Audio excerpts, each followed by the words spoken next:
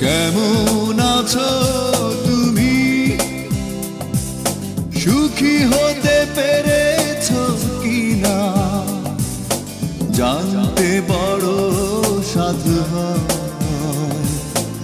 আমাকে ভুলেছো কিনা? কেমন আছো তুমি?